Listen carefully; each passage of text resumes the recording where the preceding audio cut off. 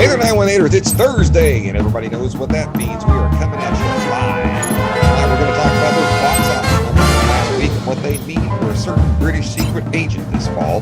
Much anticipated Spider-Man trailer finally dropped, and 3 episodes of Click It are in the can. All this in the music corner on tonight's episode of this fantastic week. I'm your host, Geek Boy. Joining me tonight, executing the time, producing movies flawlessly, is the Reverend ITP.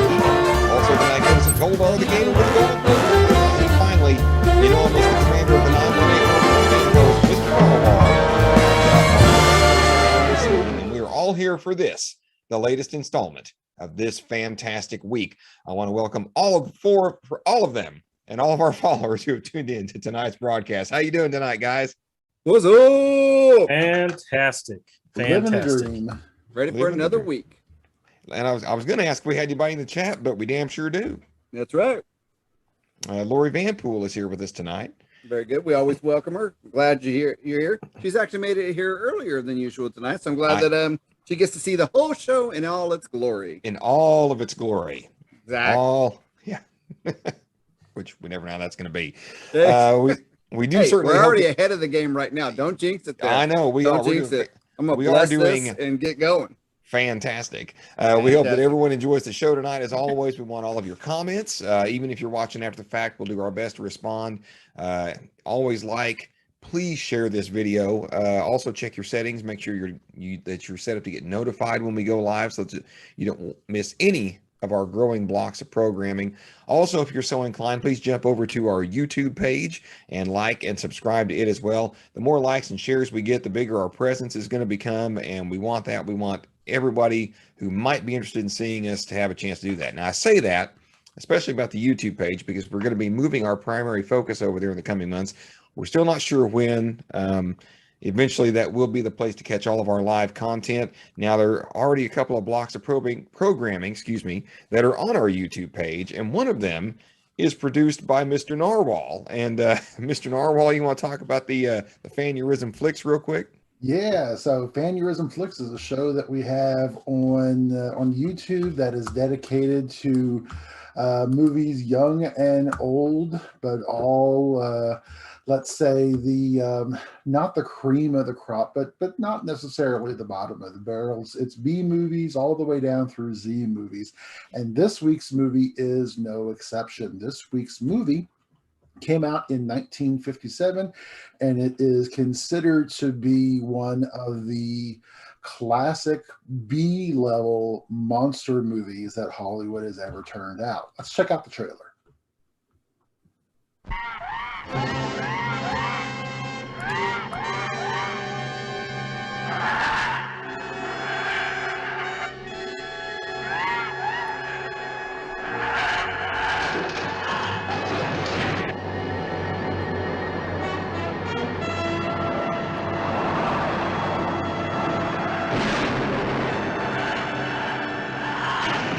Got one of the planes. It's coming after me.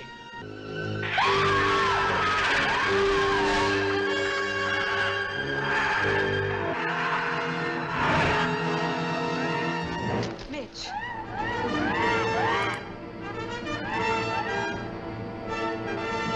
That bird is extraterrestrial. Comes from outer space. From some godforsaken antimatter galaxy, millions and millions of light years from the Earth. Atomic hydrogen weapons, capable of wiping cities, countries off the face of the Earth, are completely ineffective against this creature from the skies.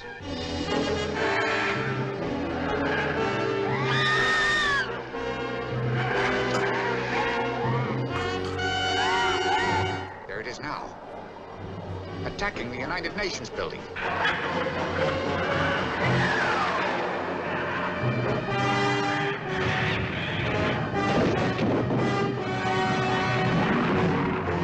The bird's after us, chasing us. How are you doing? For God's sake, hurry, man. It's catching up with us fast.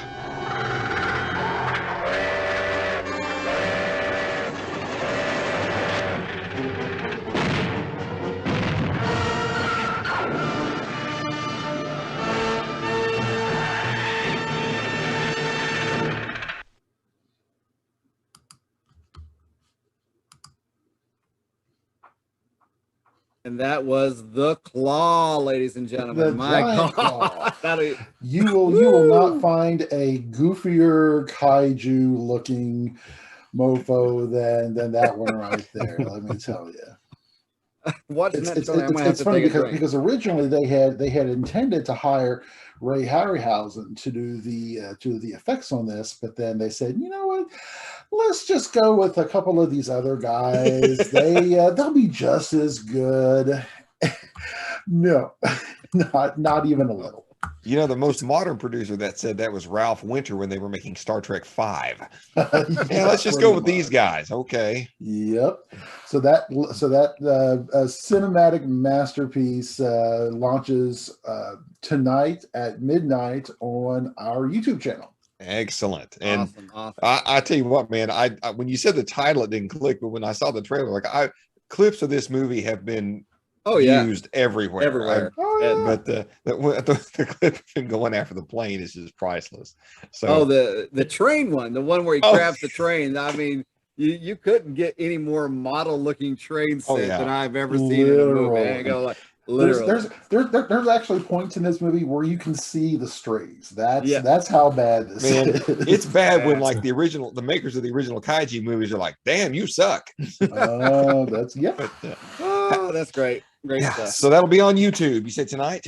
Yes, sir. That reminds me. So, what was that movie, Liar Liar, where he was like chasing this kid around? I was like, you can't escape the claw. Yeah. And I'm like, is this that movie? Was he referencing this movie? Knowing Jim Carrey, most likely. Most likely. So, one piece of programming that will not be moving to our YouTube channel is our Friday night block of programming. And Reverend, what is that called? That would be none other than Sci-Fi Friday. That is correct. That's right. We are up to episode 4 of season 2 of Babylon 5. This week, Captain Sheridan continues to grapple with settling in at his new assignment as disaster strikes an old friend of his. Meanwhile, Dr. Franklin offers nutritional advice to some very reluctant patients. Seriously, folks, don't let that rather mundane description put you off tomorrow night's show. It's a fabulous episode that I really enjoy. Apparently, I'm in the minority on this, but I think it's a great installment that continues building the upcoming Mystery of the Shadows, and it does a lot of world building, but I digress. For more on that, tune in tomorrow night at 7 o'clock as we air Babylon 5, Season 2, Episode 4, entitled A Distant Star. So the other thing is I want to get, before we get rolling too much, Goldar, I want to kick it to you and let the folks know about the programming that you've been managing for us called Night Crawlers. I think we're up to episode 20. Yes, we are on episode 20. We just cleared out Tyr's vault. Tyr is basically this godlike character who collected a lot of treasures. And one of the treasures that we were searching for is the Black Rune that allows us to finally travel to Jotunheim. We've been looking for ways to get into Jotunheim for quite some time now. As are we all. Yes. So we finally found the Black Rune that'll allow us to travel there. So yeah, that's where we're at in the latest episode. Still, I played quite a bit further ahead. So there's many of journey and peril that we come across. But we're close to finishing the game. But one thing I also want to add is that I recently played an open beta for a game called Back for Blood that I'm really, really excited about. And Back for Blood, for people that don't know, is basically the spiritual successor for Left 4 Dead that was on Xbox 360. It was basically a multiplayer game where you just hop in a lobby with people and you just try to make it to the end of the level and fight your way through zombie hordes. Oh my God. It was unbelievably fun. Like it's such a stupid, simple game. All you have is just random hordes of zombies that show up, while you're playing the game. And then, the rest of the time you're running through these levels and just kind of clearing out the zombies that are there. It's a first person shooter. But you're also facing up against a special, mutated zombies that do certain things that make the game much harder. So Back 4 Blood is the spiritual successor of that. I played the beta. It's already amazing. It's already got so many upgrades from the last 2 Left 4 Dead games that were kind of sorely lacking in certain areas. There's so many more guns, so many more upgrades. Like, oh man, it's gonna be so much fun. So I played the beta. Unfortunately, my audio didn't record. Otherwise, I would have released it by this point. So I'm going to re-record the audio, just kind of do some commentary over it, and then I'll drop it on the channel. Oh, outstanding! Awesome. That's awesome. Let's catch up on the board real quick before we go any further. So Bruce Starr has joined us. He's watching. Lori posted, will you post a Facebook reminder to tune into YouTube? That's for our Fanurism. So, I mean, that's a great opportunity there to get that, continue to put that word out. Bruce Starr came back, take a left at Albuquerque to get to Jotunheim. I'm quite sure that's in reference to the Goldar's night crawlers. And then he also came back with Nazi zombies in the open shooter that you were talking about there, Goldar. And then basically then we're all caught up. All right. Well, and who doesn't want Nazi zombies? Exactly. Okay? Or who doesn't want to kill Nazi zombies? Exactly. Exactly. Come on. So unfortunately, we had kind of a break with the RIPs, but boy, are we making up for them in style tonight. I'm going to kick off. Unfortunately, I kind of hate it when the RIPs intersect with the music corner. I don't know how many people that are watching, especially if our younger Fangasm sprouts here. I don't know how many people of our younger viewers might know who this person is, but Don Everly, who was half of the Everly brothers, passed away this past week. He was 84 years old, so he was good, ripe old age. For those who, again, my mother, I grew up as a child listening to my mother play their records. As I was growing up, they had songs. They were big in about a 5-year span from 1957 to 1962. According to this article in the Los Angeles Times, they had 15 top 10 hits. The ones that most resonate with me are Bye Bye Love, All I Have to Do Is Dream, and Kathy's Clown. Those are the ones that, and I know Kathy's Clown was re-recorded by Reba McEntire in '89. I'm sure that other people have covered their music as well, but that's the one that really, sticks out to me. Don was already, his other partner had already passed away. I'm drawing a blank. Phil Everly was the other of the 2 Everly brothers, and he'd already preceded him. So the last of a group of rock and roll legends. I mean, these guys were contemporaries of people like Elvis and Little Richard and Chuck Berry, and so, I mean, that's a huge, and despite what people of certain age like to admit, the music we have today would not exist were it not for the music we had back then that broke through like that. So again, we want to send our condolences to the Everly family.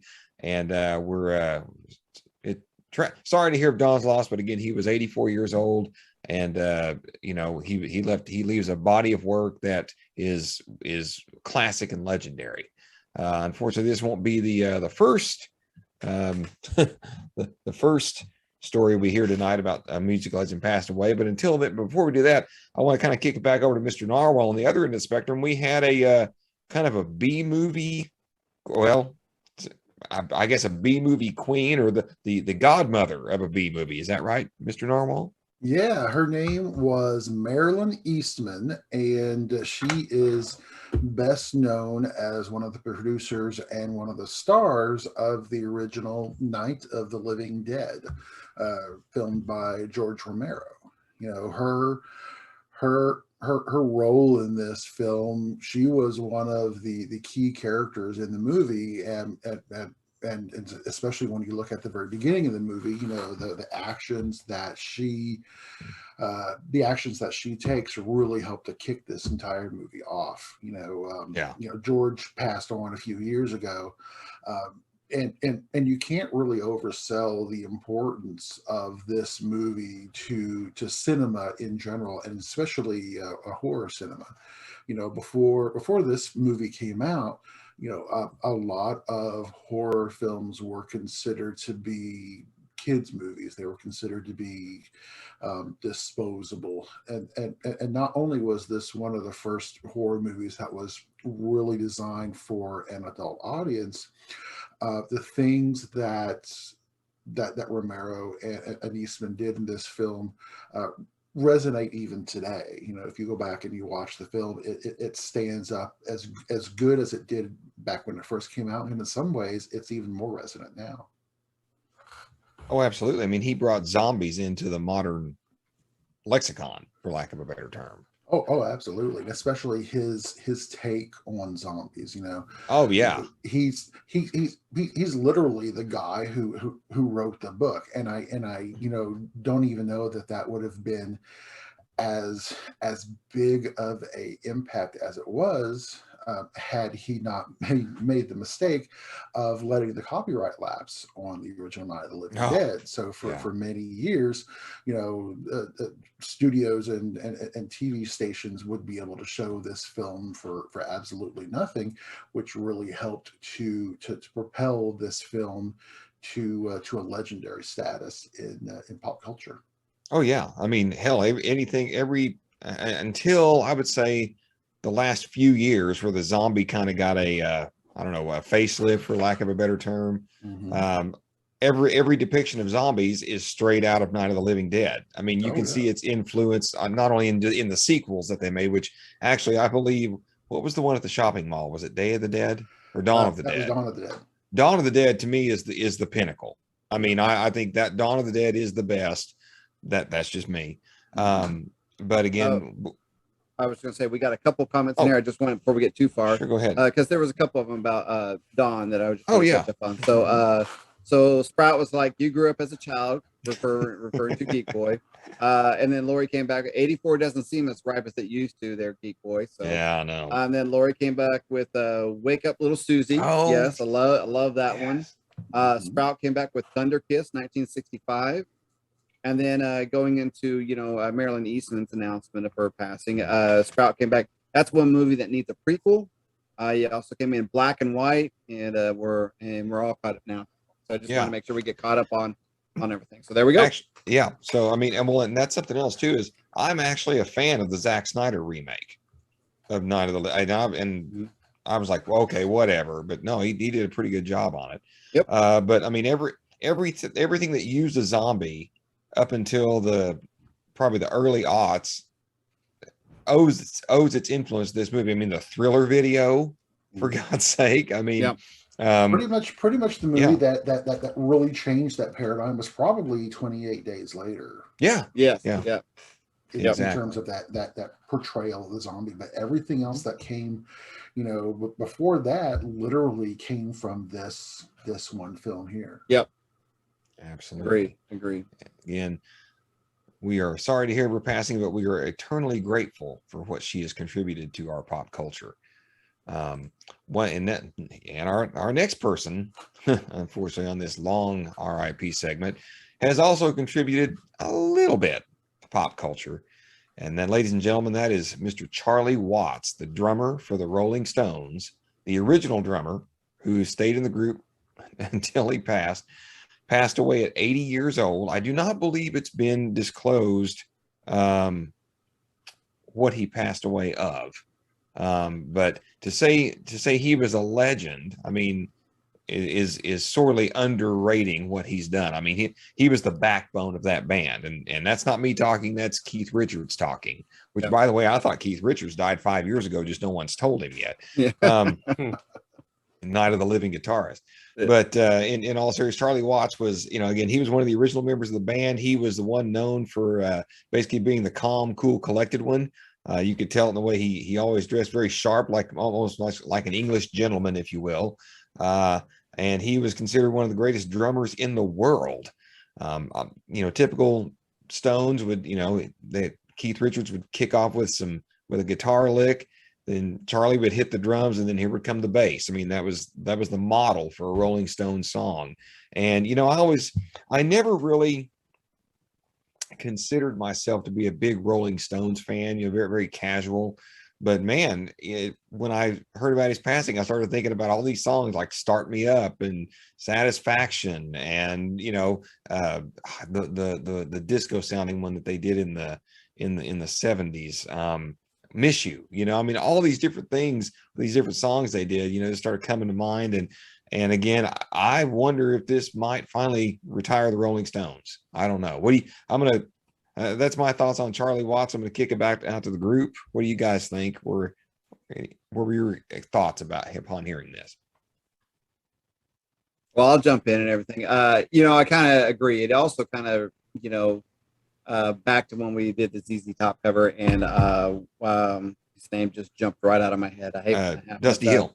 Dusty Hill, thank you. When Dusty Hill passed away, I was like, man, it's just, because for a while there, ZZ Top was still doing these minor shows, like, at the Hard Rock or anything like that. You'd see them. In fact, I could have swore I saw a billboard the other day saying that they were still coming to the Hard Rock and everything. And it's just like, after you lose so and so instrumental in your band, it's like, how can the band really go on?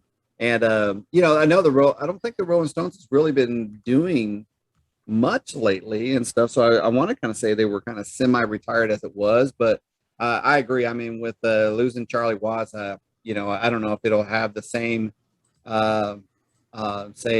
enjoyable flavor playing together as a band that the Rolling Stones probably enjoyed before. And so who knows? This could be the pin that just kind of, it really just kind of nails them to being over and everything. So that's my. Well, I was going to say that the Stones are actually scheduled to play here in Minneapolis in late October, and from what I understand, they're still going pretty much as long as they can keep Keith Richards supplied with virgins for the sacrifices. Right. Yeah. They're gonna keep trotting out there and playing the music for as long as they can. I think of songs like Painted Black and Sympathy for the Devil. When I think of the Stones and like Geek Boy, I was never a huge fan of them, but they were just one of those bands that was always out there. Yeah, always going, and iconic.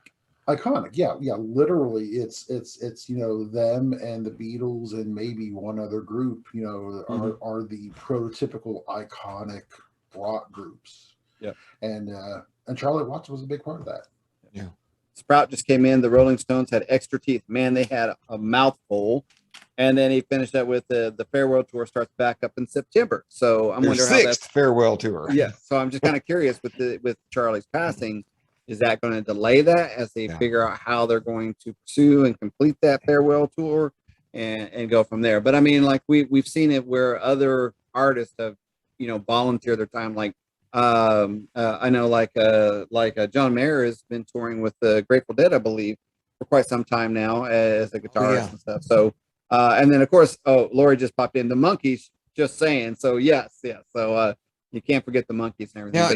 Okay, Lori. So, this is a question. Are the Monkees still touring? Are the Monkees still, obviously, no one's touring in the environment we're in now, but before the world got shut down, this is a question for her. Are they still touring? I didn't know if they still were or not, because I was actually going to mention that. I'm glad she brought that up. I mean, there's two of them are past now, right? Correct. I know Peter York and JV. Yeah, those are the two. So I mean, and Davy Jones being the lead singer, and then both. I guess that's both mics. Both mics are still there, but neither one of them, I don't think. I know Michael Nesmith. I don't think ever did sing, but the other Mike, Mickey Dolenz. Mickey, yes. If we are mistaken, we're getting ready to be told under certain So Lori just came back with no, they are going to do a tribute. They already had a replacement. He used to play with Keith Richards. Yes, farewell tour coming this fall. Davey and Peter are gone. Okay, there you go. All right. In case our fans have not been clued in, our resident monkey aficionado is Miss Lori St. Clair Van Pool. So if you need any information ever about the Monkees, where they are, where they stand, she is your gal to go to. Yes. Well, and it's kind of funny. And again, I'm going to let Goldar give his take on this, but the Rolling Stones were the only band when I was growing up that I never knew a super fan of. You know what I mean? Like I had several friends that were Beatlemaniacs. I was I was a Prince nut and all the bands that circled his orbit. Lori was a Monkey fan. I never knew anybody who was just, oh my God, the Rolling Stones, that's kind of interesting. And I want to say my older brother was. I mean, he was a Beatlemaniac, that's for sure. But I mean, I think he was also really into the Stones as well. So, I had some friends that were really into the Stones as well when I was going to college. because that was a time period when, you know, you're fresh out of high school, you turn 18, and then like you're, at least in the early aughts, you know, people my age were kind of tired of listening to the radio all the time. Like the stuff that was currently on, you're getting tired of. So people either went to one side of the spectrum of finding music that was never on the radio, or they went way back to listen to things that were classic, because vinyl started coming back in droves at that point.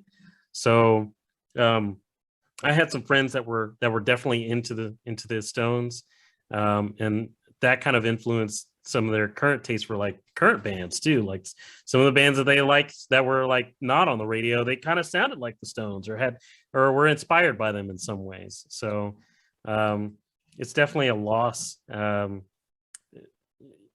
it's, you know, when you step forward into this kind of new era where like there aren't any real kind of superstar acts like the Stones or even just from that era anymore. That, you know, I try to think now, like, is anybody gonna really miss Fred Durst when he passes? Like is Limp Bizkit gonna be like a thing where people are like, man, you remember that time we went to that Limp Bizkit show? I don't think so. Yeah, I think it's going to be, man, you remember the time we went to that Limp Bizkit show? What the hell were we thinking? yeah. I have a feeling it's going to be more like that one. So now I do believe that some people will freak out about like going to an ICP show or something like that. They probably will be like, "Oh yeah, you remember that?" Yeah, because those people are fanatics. Yep. But anyway, I don't think we're gonna get. We're not gonna. We're kind of moving on to a new era that's just kind of, I don't know. We're gonna sorely miss some of the bands from before. Yeah, and I think we're nearing a period where we're going to have, unfortunately, a lot of these. I mean, like, you know, like the Reverend brought up, we talked about ZZ Top 2 weeks ago, you know, and now we've had this.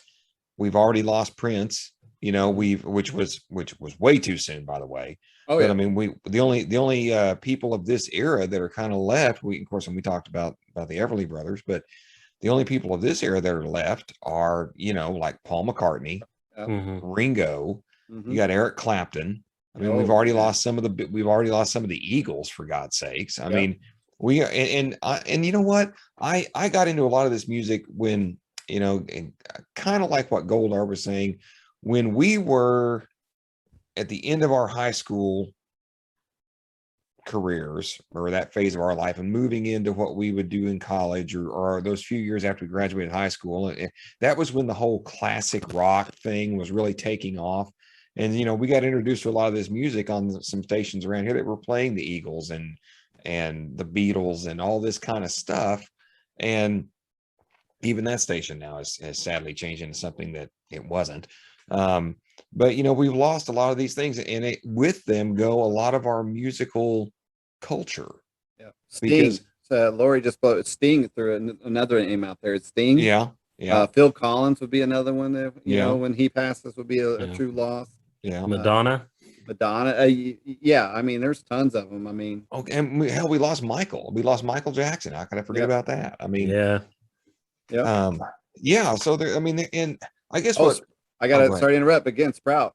We still have the Eagles, Chicago, Steely Dan, the Who. I forget. The Who is still in Journey. But I mean, but none of these bands. I mean, I don't know about the Who.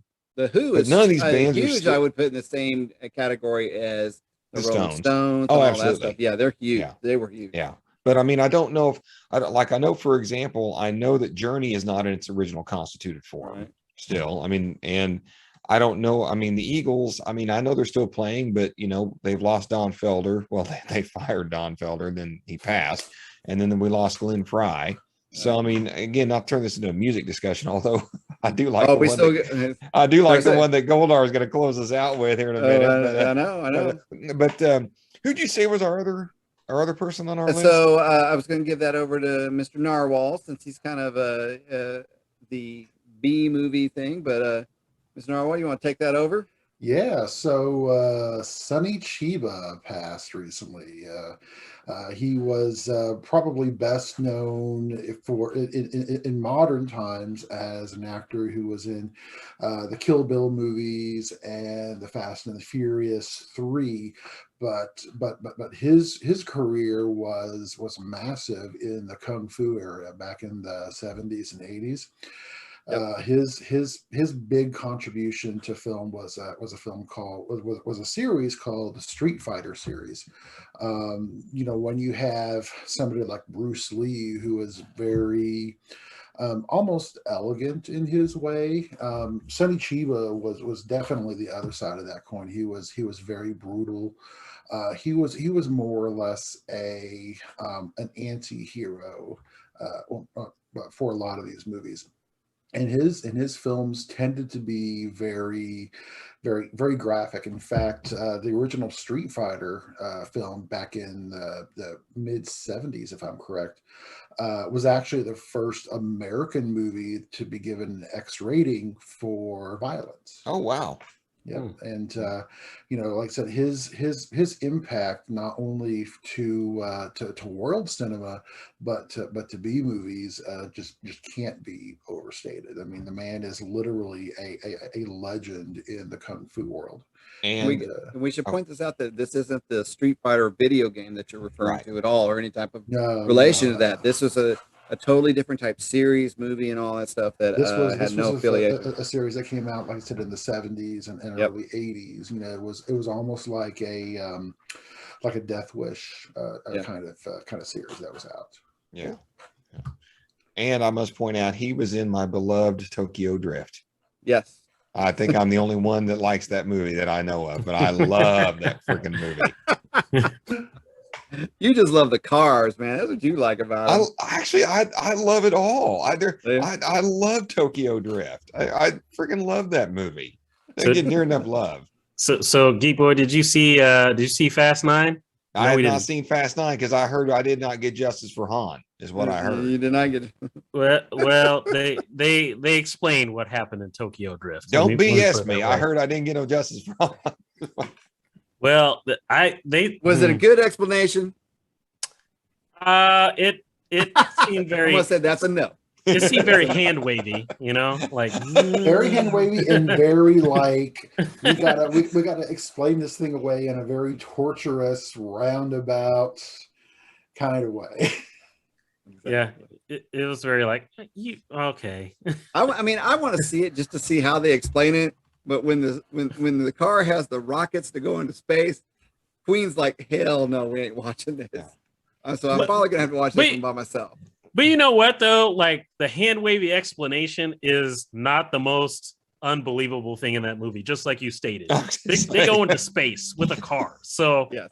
With a Fiero, come on. Oh my God. Yeah. I mean, if they're gonna do it, hey, they should put it in a DeLorean, all right? I was gonna say, now I can buy the whole car in space, but a Fiero, no way. I'm out. You lost me on that. Sorry. You lost me on that. A Buick maybe, but a Fiero, yeah, no. Absolutely not. Hey, you know what? Cordova. Dwayne used to drive. I'm sorry, Mr. Narwhal used to drive a Buick. That thing could take a pounding. I could believe that thing could go into space. Oh hell yeah! Oh hell yeah! that thing hit so many obstacles and stuff. It's damn near a Mad Max car. It was a zombie car. You could not kill it. Pretty much. Say, if you want to go to space in a car, you can go in a Chrysler Cordova. That thing. That's what I drove when I was in high darn school. sure wouldn't run out of air in the damn thing. Damn straight. That thing tracked. So anyway, I guess back to the RIP, not to make fun of everything.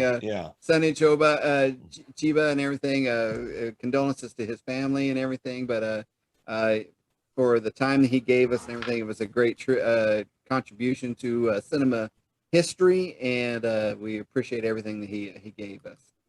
Yeah.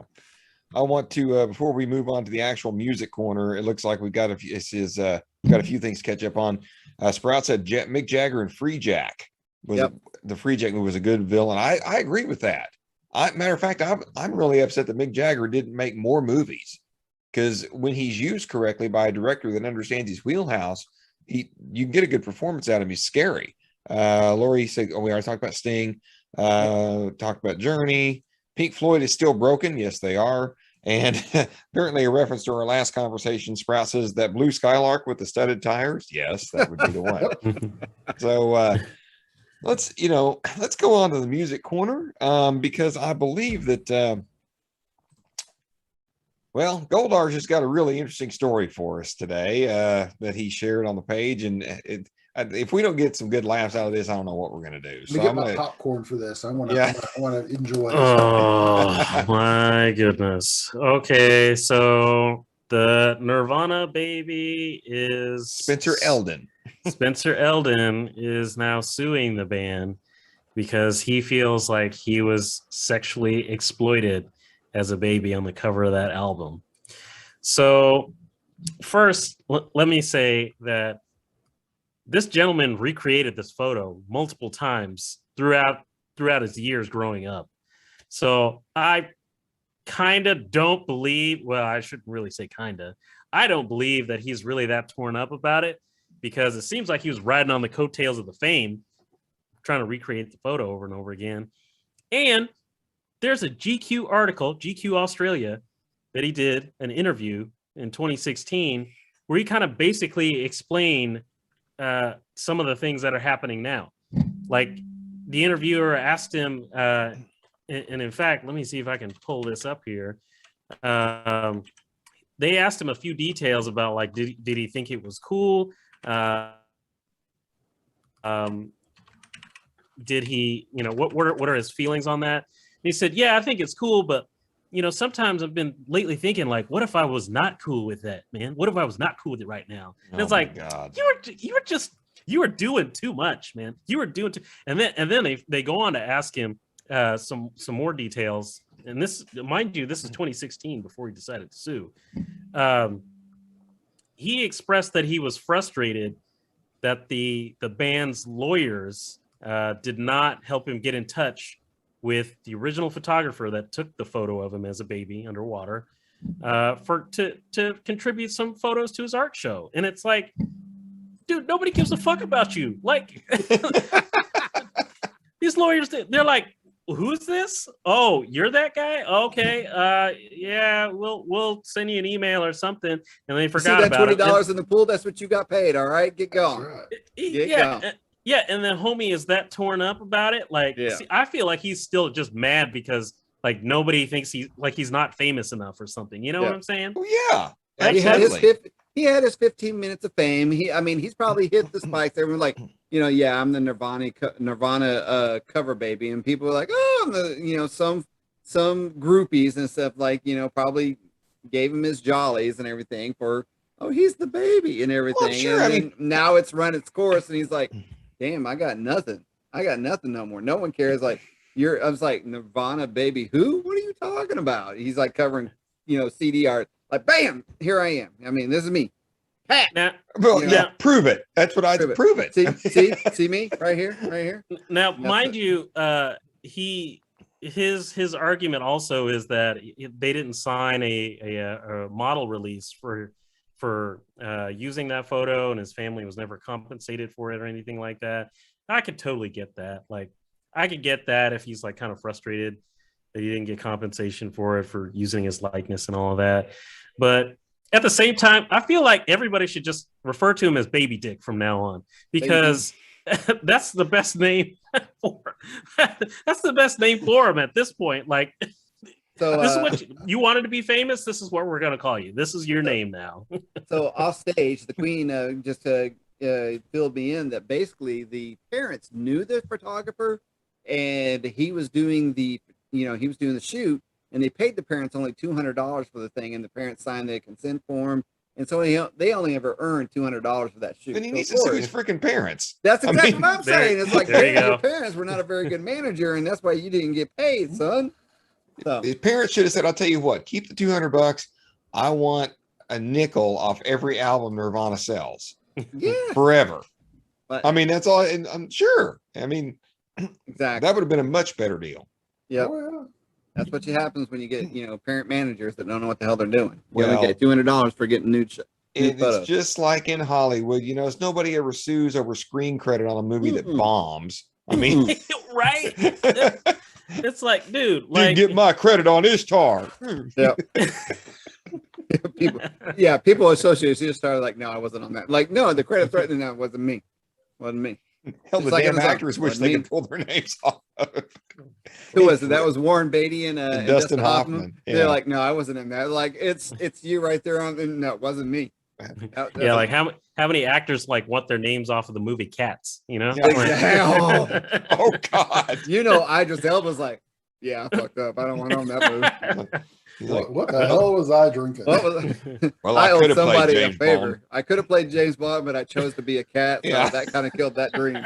That's why Man. he's Black Superman in freaking in Fast and Furious. That's right. So, That's right. However, I So- did hear that Awesome. that the baby from the Van Halen 1984 album cover's now suing them for emphysema. So oh, Well, it's what Sprout say. He said he should fight the baby from the Notorious B.I.G. album cover. man, this could be a whole segment. We could get babies from covers of albums and have a Oh, battle yeah. royale. yeah, well, Baby Bee Girls Royale. and Blind Melon will kick all their asses. Yeah. Have you guys ever watched the MTV series the celebrity what is it, Celebrity Fight Night? Celebrity Celebrity Deathmatch. Yeah, Celebrity Deathmatch, Deathmatch. I love Yeah. those things. They should do- Claymation. Yeah. the claymations, those things I love, and they should do that with those. Get the I mean, celebrity babies and do a death celebrity death match. Well, here's my thing. You know, this guy has eaten out on this story. He's gotten free drinks. He's probably gotten backstage passes. I mean, yeah, this guy, he has milked this. I guarantee you, he has milked this for all it's worth. He And has gotten laid from all sorts of kids Oh, that, God. you know, grew up with this movie and That's right. and you know, now their kids are like, you know, of that age, and they're just like, hey man, you know what? I'm the baby. maybe they're like, Everybody wants to get paid. Nobody wants to freaking work. That's what's the matter with this world. Yeah, see, and you know, at this point, I'm just hoping somebody goes up to him like, "Is it still the same size?" just to mess with them, you know, like yep. it's like, bro, Exactly. bring that big head down, like bring it down a little bit. So Sprout just came back. Oh, by the way, I just watched Boss Level on Hulu. Freaking surprisingly good. Lots of big names in it. Oh, wow. All right. I don't know. I guess because we're talking about babies and everything. So Okay, so speaking of that, Sprout's got a lot of comments. You cropped the pic? yep. It's like, yeah, we did. He got Nevermind tattooed on his chest. Baby penis, that's all he got. In case people don't realize, the album was called Nevermind. Yes. So, Yes. you know, again, I mean, you guys remember, we know the album, but you know, today, whoever watches this, they're like, what's Nevermind got to do with nothing? Yeah. And then, Right. Yeah. Well, and he better sue Weird Al as well, yeah, because Weird Al made fun of his tragic Mhm. event when Yeah. he did Smells Like Nirvana. I feel like if you were gonna like sue anybody, like it'd probably be better to do Weird Al, only because like it would be like a bigger story, like a funnier story, like you're like, oh yeah, remember that time I sued Weird Al? Like that'd be funny. Like that'd Yeah, be, a that'd good be story. funny. But like if you're just like, yeah, remember that time I sued Nirvana? You're like, you mean the Well, guy I'm that just like curious, shot how do himself? you Like, Yeah. dude, how Not do you cool. sue Nirvana when the band doesn't really even exist anymore? I know. I guess they still have lawyers and a legal team or something. I He's don't probably know how suing any the of They this works. probably estates and- exist somewhere on paper just so they Yeah. can get. Well, yeah, I royalties mean, they're still and putting the stuff. albums out, and I'm quite sure that people still go out and buy them and everything. But I mean, it's just like, really, how large is this franchise, this enterprise, would it be after so many years now? I mean, Kurt Cobain's dead. I mean, Nirvana spun off into Foo Fighters and stuff. Mhm. So I mean, so technically, they're not even really, I don't know how they would still be legally obligated to do anything, in relationship to Well, the Nirvana stuff. So I don't know. And if he wants to go after the real money, he's got to sue the record company. Well, good luck with that. Yeah, yeah. Yeah, good You got a luck with football that. team full of lawyers. Yeah, this guy So has the no Queen's idea. fading in some great topics up here, but she's saying that David Grohl's name is actually in the lawsuit from this kid that for the picture and stuff. So Oh, so one of the band members that quit before According to this, Nirvana's estimated annual revenue is just over 23 million a year. Wow. Oh wow. So yeah, so Queens Feed Me, that basically he's named every band member that was part of Nirvana, even a band member that left Nirvana before the album was even produced. So basically before the art. And then as Narwhal just stated, apparently the album's still earning $23 million a year, or 23 million annually. So I mean, like, I guess, yeah. I mean, he's like, you want some of that Nirvana cheddar? Yeah, cheddar. I'm like, I don't know, guys. I'm like, man, that if we could actually do that, I'm feeling like I could go back and sue somebody because their album offended me in some shape or fashion. Yeah. So I mean, what's next? I mean, I know. I want to sue Weird Al because I was in UHF. Exactly. And I got a splinter while I was on that set, and there it is. Traumatized me. There it is. You weren't properly compensated either. Exactly. No, and then correct. we heard your moaning and complaining about said splinter. So I have emotional trauma about my friend being injured on the set of this UHF movie. Yep. And some lawyer right now that's watching this is like, I have a case. I have a case. Maybe not a good case. It's not a good case, is it a leather case or a plastic case? Yeah, exactly. It's a case in court. Okay, so anybody got any final comments on this on Baby P9? I think we've definitely beat this thing to death. I was gonna say I'm gonna sue Spencer for making my stomach upset reading this story. Yeah. My thing is, dude, Nirvana still has a lot of fans. How are you going to walk down the street? I know. I mean, exactly. So you've gone from like, I was the baby on the cover. Now I'm the guy that was the baby that was on the cover that's suing the estate of the dead Kurt Cobain. Like, you're a dick. Yeah, you're a dick. You're the dick that's suing. A small one too. Small one too. I've seen it. For such a small dick, you're being a big dick right now. I ain't gonna lie. I think this is probably one of the most vulgar episodes we've got to, and we're all making jokes about it. I know. And I want the record to show I'm the one restraining myself at this point.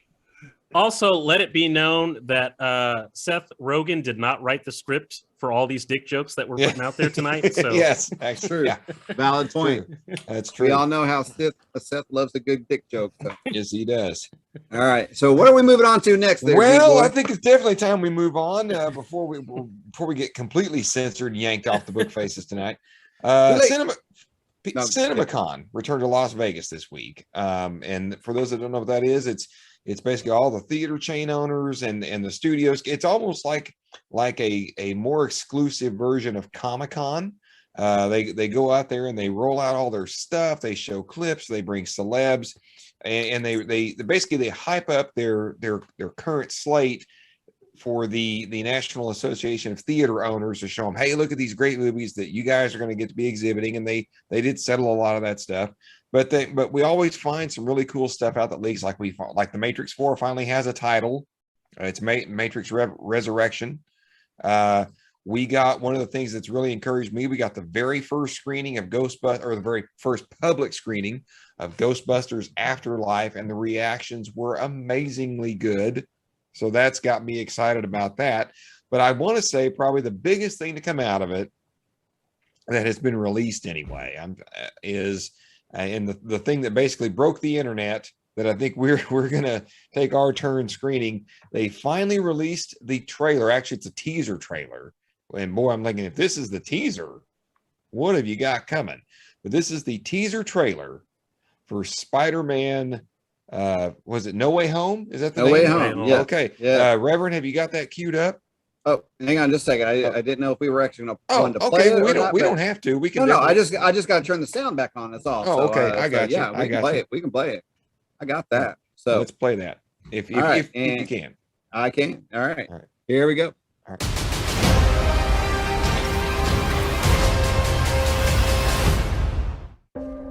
Oh, look at this. This is a good one. Some suggest that Parker's powers include the male spider's ability to hypnotize females. Stop, come on. Yes, my spider lord. Can we just stay up here all day? It is so crazy down there. That's right, folks. Spider-Man is in fact Peter Parker. Listen, I did not kill Mysterio. The drones did. The drones that are yours. Does any part of you feel relieved about all this? What do you mean?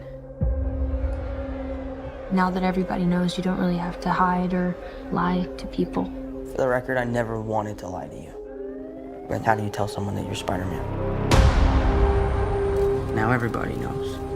But this isn't about me. This is hurting a lot of people. I've just been thinking about how to fix all of this. So, Peter, to what do I owe the pleasure? I'm sorry to bother you, sir. Please, we saved half the universe together. I think we're beyond you calling me sir. Okay, Steven. That feels weird, but I'll allow it.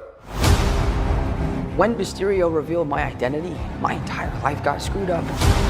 I was wondering if maybe you could make it so that he never did. Strange. Don't cast that spell. It's too dangerous. Fine. I won't. The entire world is about to forget that Peter Parker is Spider-Man. Wait, everyone? Can't some people still know? That's not how the spell works. So MJ's gonna forget about everything we've ever been through? Stop tampering with the spell. Oh my God, Ned, he's my best friend. Oh, my Aunt May should really know. Stop talking!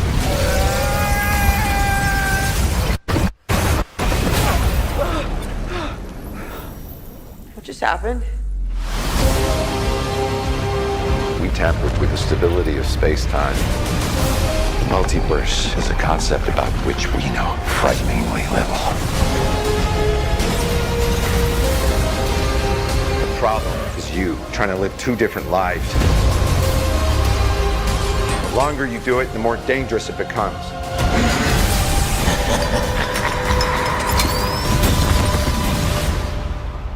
Be careful what you wish for, Parker.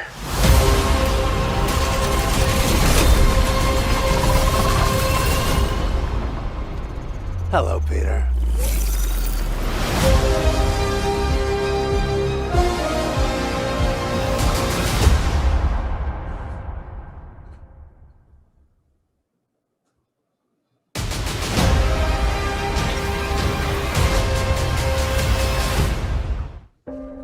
Oh, look at this. This is a good one. Some suggest that Parker's powers include the male spider's ability to... And that was Spider-Man No Way Home. My God. My God. This trailer. I think Phenomenal. I've watched this thing 10 times and it and it never gets old. Exactly. I ain't gonna lie. So I was watching it so intensely I forgot to come back to the scene and just it looped again. I was like, so okay. Man, you need to mute it. You need a minute to mute it again, or yeah. Okay. No. Keep you guys going. I'll take care of it from there, so I can go in. So man, okay. So I'm gonna, much like I said about the Rolling Stones, I've always been a casual Spider-Man fan. I've never been a Spider-Man uber fan. I mean, I read some of the comics, but I watched most of my Spider-Man experience has been through media, like the cartoons or the Nicholas Hammond TV series from the 70s. I have enjoyed all the Spider-Man movies to varying degrees. I mean, they've all been entertaining. Yeah. But damn, this looks friggin' amazing. No pun intended. Oh hell yeah, pun intended. Who cares? And so I've got to jump in here because Spider-Man's been like one of my top favorite superheroes. I collected this. I collected Spider-Man. I collected the Spectacular Spider-Man. I collected the Amazing Spider-Man series. All of them were, and that's only 3 of like. I think there was even like 2 more series that literally I just didn't have room for everything I was collecting at the time. And so I'm kind of going back to when the first Spider-Man movie came out with Tobey, and then Andrew, and then what we got with Tom and everything like that. I mean, I've always been a big fan of Spider-Man. I mean, I was even a huge fan back when the TV series was on. I'll tell you, I even used to watch the Electric Company just because Spider-Man was on it. Yeah, some people don't even remember that the Electric Company would have these Spider-Man segments. But I mean, I'll tell you, out of all of my viewing and reading of the Spider-Man stuff, this trailer right here has gotten me almost to the level of the same excitement as back when I was a teenager and collecting these books. I mean, it just feels so naturally Spider-Man. And what's kind of cool is the fact that it's still taking a story element from the comic books and just kind of turning it on its head. And still, I think it's going to give us a great story. So I'm super, super excited about that, in case you couldn't tell. Goldar looks like he's about to explode out of his seat. We better go to him next. Well, I think so. I think this is really fascinating because if you remember back in the first Iron Man movie, he wasn't going to close out the film saying, "I am Iron Man." It was scripted as something else. Yeah. But that really kind of changed the tone for the MCU because nobody really had secret identities at that point. Mm-hmm. Everybody who knew who Iron Man was, they knew who Rhodes was, Captain America, Black Widow, everybody knew who they were. So it seemed like there was no issue with having a secret identity and people knowing and all of that stuff. But when we introduce Spider-Man, it's interesting that we kind of take a step back to say, oh, wait a minute. There are consequences with revealing your identity.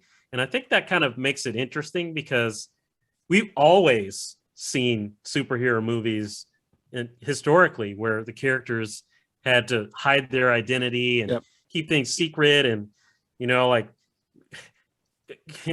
Clark Kent with his ridiculous glasses as his disguise that people couldn't see through. You got to be kidding me. People couldn't see through that. All right. So again, being Superman, all right. So I got to defend a little bit of that because with Superman, it wasn't just because of that, but literally they actually described why. So literally he would hunch his back and he would actually walk in a fashion that lowered his height by about 2 inches.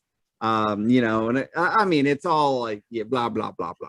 I understand, but they did try to explain and how Han got justice. yeah, exactly. But, and not to mention, I don't mean to interrupt you, Goldar, but I will say that one thing that Stan Lee had been quoted saying is that the only reason why Peter Parker wore a mask is that he didn't want to see the villains he was fighting. He didn't want his face to be shown to show that he was scared about what he was doing. Because you got to remember, this is a teenage kid. If he was 14, 15, taking on these very powerful villains, that he was still unsure. I mean, think about when we were 14, 15, we're fighting on these hormones and everything. Hell, we couldn't even talk to girls most of the time, let alone go out and fight all these criminals, adult criminals and stuff. And so Stan Lee had quoted that, that basically the reason why he wore a mask was to hide the fear on his face when he fought these villains. So I just want to kind of put that caveat on there, and I'll turn back over to Goldar. Sorry to interrupt. No, that's fun. But yeah, historically we've always had Batman, Superman, all these superheroes that never showed, that always had a secret identity and had played 2 lives and things like that. So now we're getting to see that in the MCU and see how that plays out and the repercussions for it. So I think that's fascinating. Yep. I'm also kind of curious too how this will play out because it just based on this trailer, it seems really kind of odd. What Stephen Strange is doing for Spider-Man here, because for those that don't know, that's not totally how the story went in the comic books for who did the spell. So I'm really curious if we're finally going to see this character, Mephisto, who I'm speaking of, because it was heavily teased and implied for WandaVision, and then that was a big nothing burger. So it's heavily rumored that he could show up in Doctor Strange 2, but nobody knows anything. And now we're using a story where he's directly involved. It's kind of interesting. And it's also kind of interesting that if it truly is Doctor Strange doing this, that he's kind of taking a bit of a different take on using magic this way. We've seen him in past MCU films where he's been very deliberate about what kind of magic he's using and the repercussions for certain things. But now he's just let's just cast a spell. Let's do a fun spell. Let's go ahead and do this. And then it goes wrong. And he's like, oh, and it's wait a minute. You're supposed to be the Sorcerer Supreme. You're supposed to know better than this. Yeah. So I'm kind of curious. The fact that he gets a warning right there from Wong, and it's hey, don't do this. Yeah. So I'm just kind of go ahead. The question is he really casting this spell, or is this all just a big fake out almost like a It's a Wonderful World kind of thing, to finally make Peter, I guess, come to terms with the fact that he's lost his secret identity, and by the time that it's all said and done, he realizes that, you know, he wishes that he'd never done this, and that you know, his secret identity being out there isn't as big of a deal as. And then we find out that all of it's just been a big illusion by Stephen Strange to help Peter get over his crap. So man, I hope not. I hope not. I mean, that's an interesting take and everything. So, I hope not either. But yeah. I agree. You know what, though, with Marvel's recent track record, I wouldn't put it past him, because here's the funny thing, and I was discussing this with the Queen and the Reverend, maybe was it last night or the night before. You know, I've been very critical of Marvel's recent output. You know, I thought WandaVision was just a huge misfire. I thought Falcon and Winter Soldier was pretty good, and I enjoyed Loki, but none of them really just just got me, put me over the moon. Black Widow was the wrong movie at the wrong time. I'm hearing good things about Shang-Chi, but I think whoever works in Marvel's marketing department needs to be fired, because the trailers for both Shang-Chi and the Eternals they're snooze fests, man. And I saw this trailer, and I thought, now this is Marvel, and I'm like, no, it's not, dude. It's freaking Sony. It's Sony working with Marvel. I'm like, okay, so how bad is it that the most exciting looking thing that they're putting out is something they've had to partner with Sony to get done? Not that I begrudge that, and I darn sure want to keep it. You know, I don't want to lose it. Don't misunderstand, but it's like right now I feel like this is the thing that makes me long for the MCU of old. Am I making sense? Like, I saw this, thought, oh my gosh, this is my old MCU that I fell in love with back in 2008. And but now that you said that, Mr. Narwhal, I wouldn't freaking put it past him. Well, I would say Spider-Man is this like super popular character that everybody's really familiar with. Like, we all know his stories. So I can't think of one person that is not a Spider-Man fan if you know his comic book story. Yeah, so I could totally understand why you were underwhelmed by Black Widow. Black Widow's, I mean, to me, was just very much a supporting character, unfortunately. Like, I wish they would have done more with her character. You know, the last 10 years is somebody that we could be excited about, but we're really not. We don't know anything about Shang-Chi, and we don't really know much about the Eternals either. So it's kind of hard to get excited, you know, at this stage of the game until you see a character that's really familiar, that was really exciting. And has been consistently exciting in the MCU. Yeah, but we like the Guardians of the Galaxy, though. I mean, we latched onto that immediately. Yeah, but I mean, okay, so you say that, but you don't talk about anything about our talks before Guardians of the Galaxy. Yeah. So you got to put that into perspective. Is the fact that everybody, I mean, we talked about this internally a lot. Like, man, this could be Marvel's first bomb, because no one knew the characters. No one knew anything about it. I mean, the only thing that really had it going for it was that, you know, you had Chris Pratt from he was from the Community, or no, or is it Parks and Rec? Yeah, sorry. So, I mean, he had a little bit of notoriety there of just being the comedy person and stuff. So, I mean, he'd had a few bits in movies and stuff that, you know, was just funny. But I mean, everybody was like, what do you mean, a talking raccoon, blah, blah, blah, blah, blah. What's this tree figure walking around? And so people were really scared about it, and it turned out to be phenomenal. Yeah. You know, what my fear is Shang-Chi is that, one, I don't think it's a very well-known character. He's almost like what we saw with Marvel's Iron Fist on Netflix and stuff, which was not well received. Oh, no, that was not well done. But I don't even know if that's because of the actor or the story or what. And to me, Shang-Chi, again, I don't know enough about this character to be excited or unexcited about the character. It's like, I'll see it, but it's no hype. There's nothing about, I mean, the only thing about this movie that's interesting is some of the other, you know, sub characters, like what's her name? Aquafina's in it, so got the comedy aspect, but then there's also the mother figure that's in it. That's Oh, Michelle Yeoh. Yeah. Thank you, Michelle Yeoh. All I could see was, Star Trek Discovery and Crazy Rich Asians and stuff. So it's also Abomination. And Ben Kingsley's in it too, because I know how much you love Trevor Slattery. So yeah. So I mean, there's, there's the opportunities there that it could be good.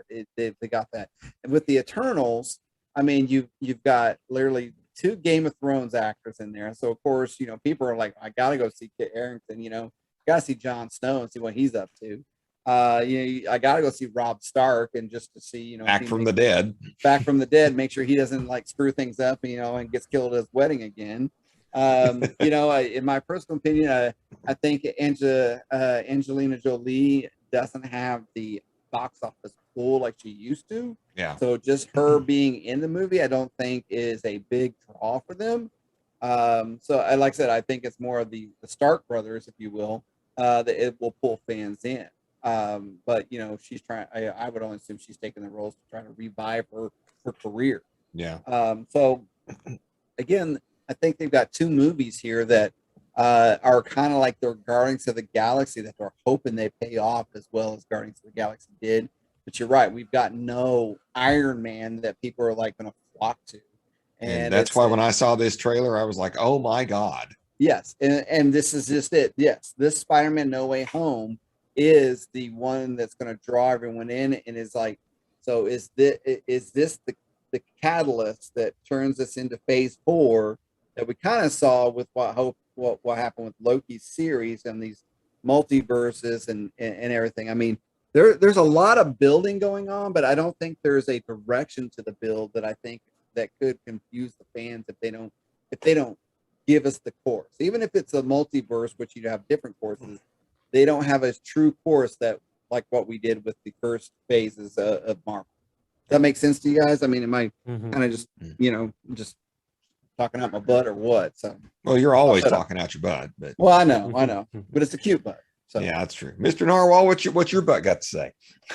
My butt's very excited to see not only the villains that have been confirmed for this movie. It looks like obviously we've got Dr. Octopus, but it seems like we've also got a pretty good confirmation that we're going to get Defoe's Green Goblin back in this movie, as well as the implied return of the of Jamie Foxx's Electro, as well as, I don't know if anyone's seen this or not, but there's a lot of discussion about the fact that you can sort of see the Lizard in the trailer just very slightly in one of the scenes.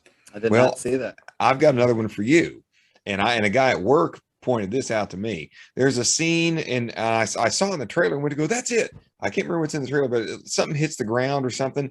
And the guy takes the folders and slams them down on the table. Yeah. And you think that it's like, when you just first watch the trailer, you think it's dust, but then you see that the dust seems to be like, I'm wondering if freaking Sandman's back as well. Could very well be. I've seen that rumor that Sandman is coming back. It doesn't surprise me because we all know that Sony wanted to do Andrew Garfield's Sinister Six for Andrew Garfield's Spider-Man 3, but it never got off the ground. So it doesn't surprise me that they were just chomping at the bit to like, please, Marvel, help us make this movie, please. And like, this is their chance to do it.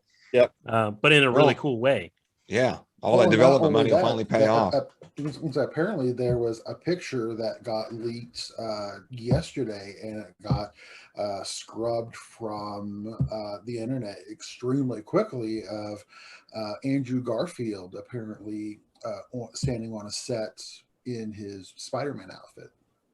So it's looking like there's at least more fuel to the rumor fires that both Andrew Garfield and Tobey Maguire will be coming back to reprise their multiversal Peter Parker characters as well. So if anyone's been to our page, you may have noticed a little comic strip that we posted on there, and I'm going to say, Narwhal, keep talking, and you're going to get that little red dot on your forehead. And you're talking about this stuff.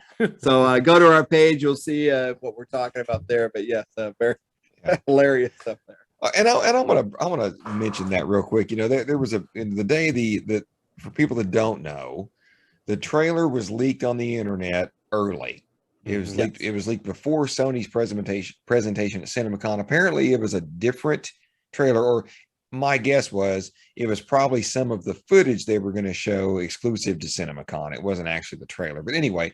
So people were watching, and I've seen screen captures of it. It looks terrible. I mean, it's a cell phone filming, I think, a computer screen. I'm not, but it looks awful. I'm like, I wouldn't watch this even if I could. I mean, by the way, I'm always getting on to the studios for not helping fan sites support themselves, and when they strike, I am 100% behind Sony striking people that posted that up, because that's not what we're about.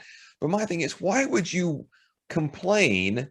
Why would you watch a subpar copy of something that might totally distort your view? Well, just wait, man. Just wait. That's all I'm saying. How do you guys feel about that? Do you agree? I'll let you go. Go ahead. I was gonna say Sony's dragging their feet on this one. Like, they should have released this trailer a while ago. Like, how far away are we from Christmas? Like 4 months? Like, yeah. Come on now. Half the time they release like trailer. Like, we don't even have Dune yet, and we've already seen like 2-3 trailers for that. You know what I'm saying? I've read the whole book. Yeah, and I don't think anybody's as excited about Dune as they are about Spider-Man. You know? Yeah. It's like they should have put this out in April or something. But I guess that what they wanted to do was avoid killing any hype that they had for Black Widow. Right. And all of that. Oh, and I'm sure that was probably in the contract. I'm sure, who knows how all the, as we've all learned since we've started doing this program, intellectual property law is so freaking complex. And I'm sure there was tons of stuff in, apparently Scarlett Johansson's still learning about intellectual property law. Well, Narwhal had a comment. Let's hear Narwhal about that. Sorry. I was going to say too. They also wanted to keep certain elements of this officially under wraps until Loki finished up its run, considering how much that it really sort of sets up the multiverse concept and really then sets up some of the things that you see in this new Spider-Man movie. They wanted to make sure that they didn't sort of undercut what they were trying to do with Loki, because I mean, literally, they are introducing the concept of multiverse right here in this movie. And had they put that trailer out, that would have blunted the effect that you got from those Loki episodes. Absolutely. So, I'm gonna just kind of maybe throw a little memory back there to the Geek Boys, like how you were maybe a little offended by what you were saw. Like, I wouldn't have seen the same thing. So let's go back. Let's go back to the 80s when we would have got our Starlog magazines that we've talked about lots of times on this show. Yeah. How many times have we been in a bookstore looking at Starlog, looking at on-set pictures about what characters are going to look like and all that stuff? And the way I kind of see this leaked video and everything is no different. I mean, could you imagine when Michael Keaton would have taken the role of Batman and they were doing costume fittings and that got leaked into the press? We saw, and they were like, there's no way I'm seeing this. Look at that. That's not even looking like Batman.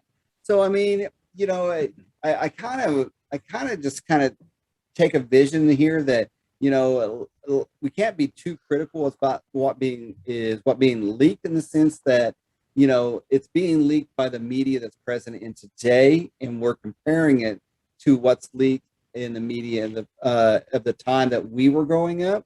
And so you got to take a leak for a leak. I mean, so it's an unfair comparison, is what you're saying. Is what I'm thinking. Because anything, if it was in Starlog, the studio signed off on it. I mean, it didn't get put in Starlog. I understand, but I mean, you know what I'm trying to say. I mean, had something been leaked that wasn't official, we still would have latched onto it. Are you saying like maybe a couple of Star Trek movie scripts that had numbers on them? I'm just saying, I mean, we've all been there. We've seen stuff that's been leaked, and it's either gotten us excited or disappointed. And then it's like, what happened on the screen was not what happened on the screen. And you're like, what the hell happened here?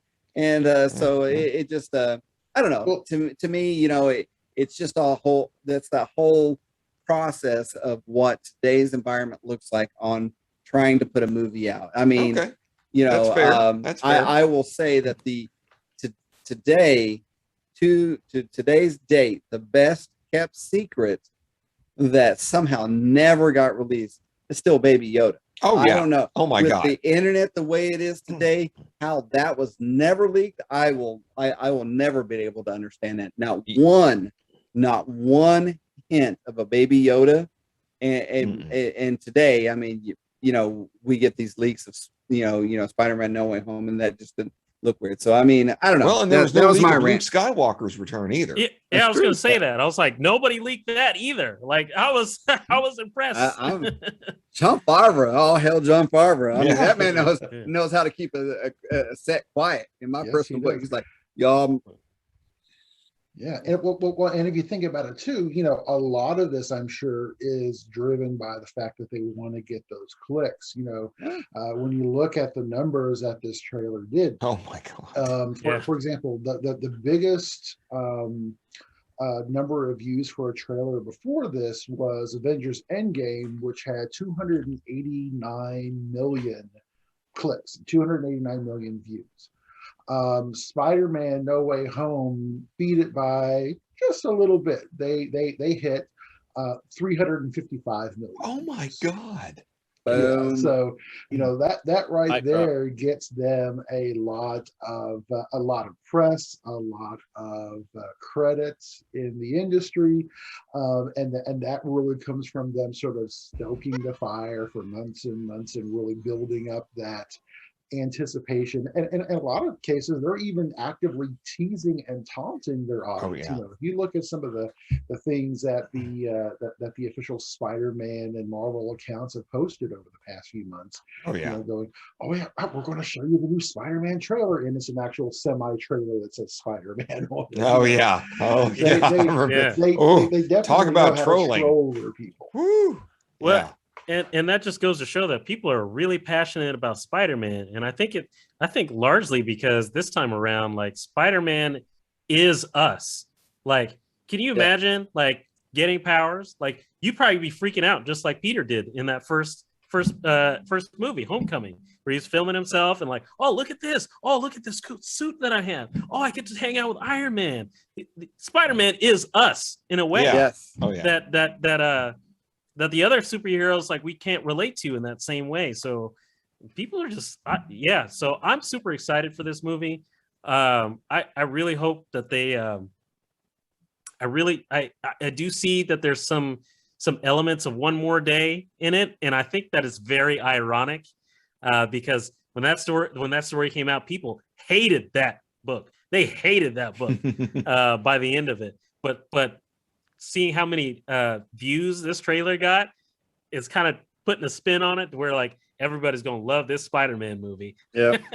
and it's getting very positive reaction. I mean, it's not like they got 350 million downvotes. No, I mean, it's getting very positive.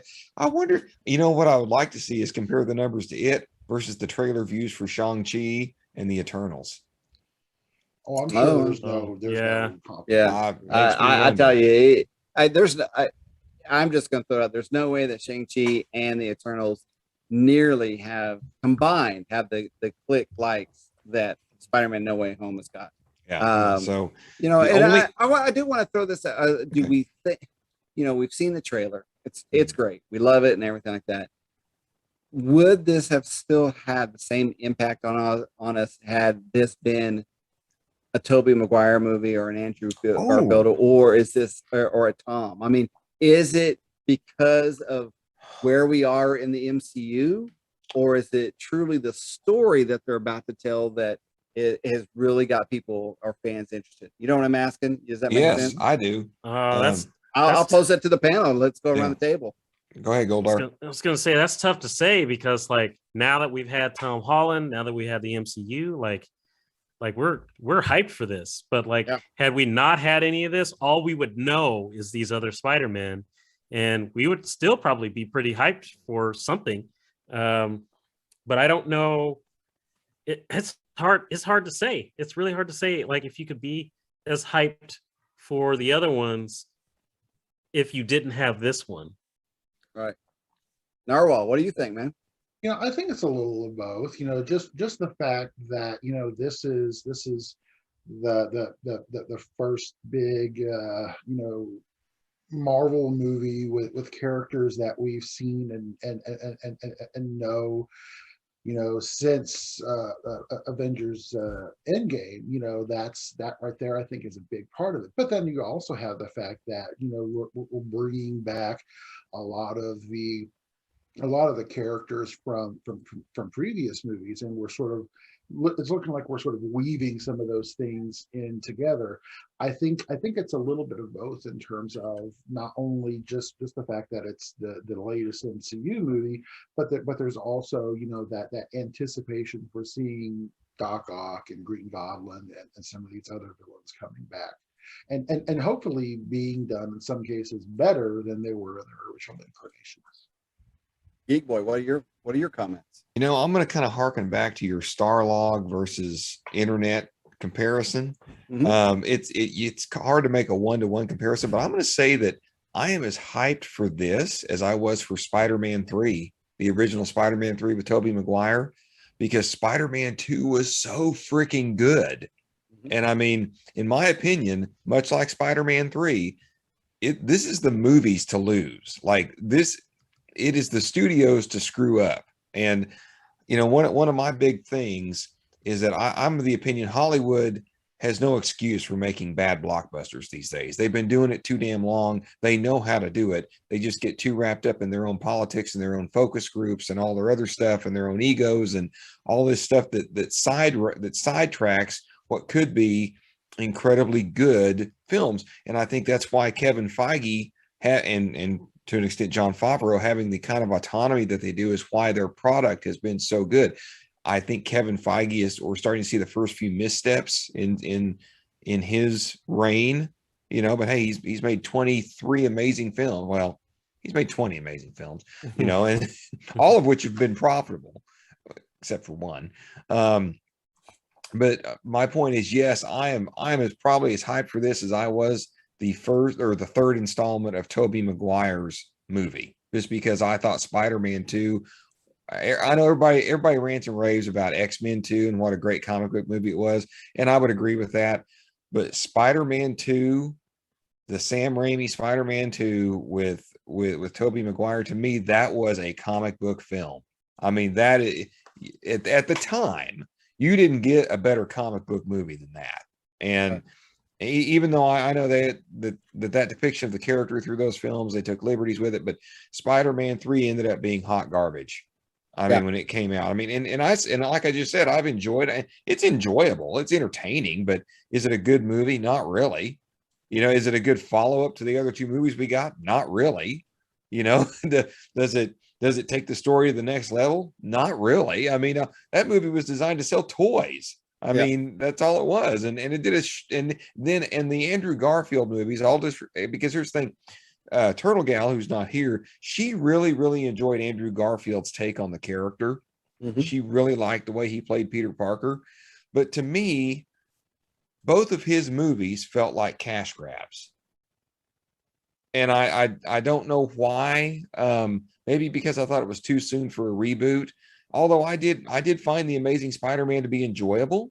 But again, the second one was hot garbage. I mean, and bless its heart, I mean, it's probably even as much as I'm maligning Spider-Man 3, The Amazing Spider-Man 2 is probably my least favorite and least enjoyable and least rewatchable of all those films. So, well, you have to remember too that that based on the way that the contract was put together for Sony and Marvel, Sony had to make a new Spider-Man movie every so many years. Correct. in order to keep that license. Yes. So they were pretty much almost required to start making that next set of Spider-Man good, movies. Bad, or different. They had to put it out. So yeah. And because of that, we got like really subpar, like just stuff in that Amazing Spider-Man. Like his parents were like spies, the secret agents and stuff. And then they were going to do that Aunt May film where she was a spy too. And it's like, what are you people doing? Oh, I didn't even hear about that. That sounds horrible. Yeah, they were going to do that. And I'm like, cancel. Give the rights back. Give them back right now. Oh my gosh, I didn't even know that. Oh my gosh. Yeah. And you know who the genius was behind that? Alex freaking Kurtzman. Oh, no, we're not going down that The steward of my beloved Star Trek franchise. We're not going down there, bro. Okay, Good all boy. right. Good boy. That's another cast. In fact, I think we just had that cast a couple weeks ago. Reel it back. Reel it back in. Yeah. Gotta be a little quicker than that. Okay. So anyway, but yes, I am just as excited. I mean, again, granted, I mean, I don't know that my excitement meter could go this high. You know, I mean, back before I saw again, I guess it's the same type of excitement, only different because, you know, I was excited for, let's say, the first Spider-Man movie as I was for the first Iron Man movie. But when I'm sitting there next to my wife watching Thor fight the Hulk and Captain America and Tony Stark trying to keep this turbine going so the helicarrier doesn't fall out of the sky, I looked over at that moment, I'll never forget it. I looked over at Turtle Gal and said, holy shit, we're watching a fucking Avengers movie. I mean, pardon my French, guys, but I mean, that is like at that moment, it just sank. What have they done?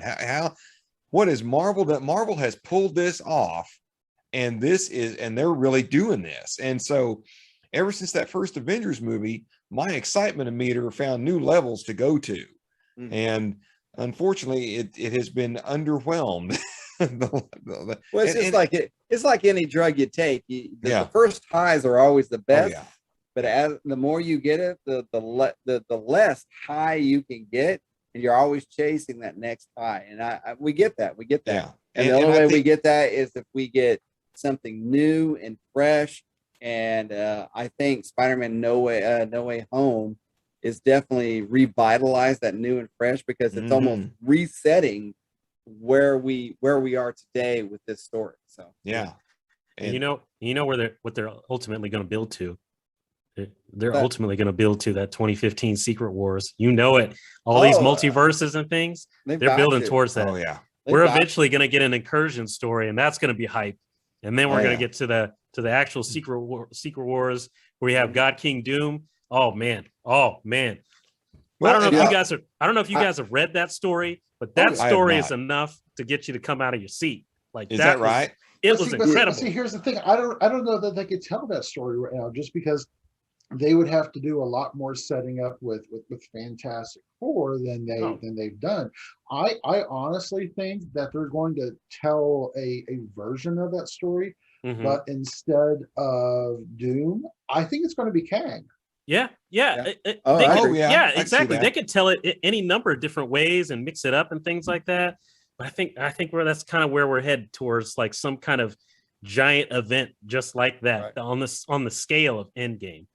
And what would be I just kind of thought of this, and I don't know, maybe we'll get feedback and everything from everything, but I think what would be cool is like either a Time Wars or a Multiverse Wars, where basically you get versions of all the characters from the multiverse. Like you'll get a Captain Carter, you get RDJ back for Iron Man, and you get Ironheart. All these from the multiverse converge together against the whole Kang, versions, and basically you have this like multiverse war. And maybe I'm talking like something that's already happened and everything, but what better way to kind of give some some fandom back, where basically you bring back these the Chris Evans, the Robert Downey Jr.'s, all of these characters, the Black Widow, you bring back ScarJo and everything. I don't think she'll be coming back. No, I don't think she will either. She'll probably stay dead. She's going to stay dead like Uncle Ben. Yeah. but I mean, Uncle Ben's got to be ticked like, everyone, these son guys come back to life, and I'm dead. I'm still dead. For the longest time, it was Uncle Ben and Gwen Stacy. They're the only two people that stayed dead. But then Gwen came back. So Uncle Ben, like, as a matter of fact, they should bring him back as like a super villain. Like, they should. He should come back as like one of the. He should come back as one of the Kang variants. Like, yeah, exactly. I mean, I'm Uncle Ben, and I'm here for my vengeance. They actually did something similar to that in a What If story a few years ago, where they had Uncle Ben come back as a villain. Oh wow! Oh, see, it wasn't a very good story, mind you. They actually did go down that path, but they did it.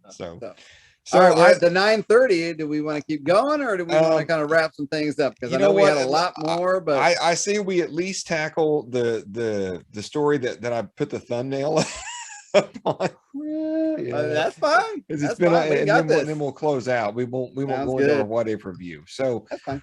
Real quick, we had some box office numbers come out this past week, and Ryan Reynolds' Free Guy continues to perform pandemically well. I say that. I mean, in a pre-pandemic, if this were, November 2019, these numbers, we wouldn't be talking about this, but Free Guy has made, I think it's just shy of about $60 million domestically. It's been the top of the box office for 2 weeks. I have seen it. It is a freaking great movie. I mean, if there's ever a movie that deserved to do well, this is it. It's done equally this well overseas. So and it was only made for around $100 million. So it's well on its way to profitability. I mean, this movie has done incredibly well. Again, it is well worth it. If you're looking to go to the theater and have a good experience, I've seen 4 movies since the pandemic hit. This is the first movie I've seen that did not disappoint me. It is so great. I've really enjoyed it. But at the other end of the spectrum, we had another new release drop, a Hugh Jackman movie called Reminiscence.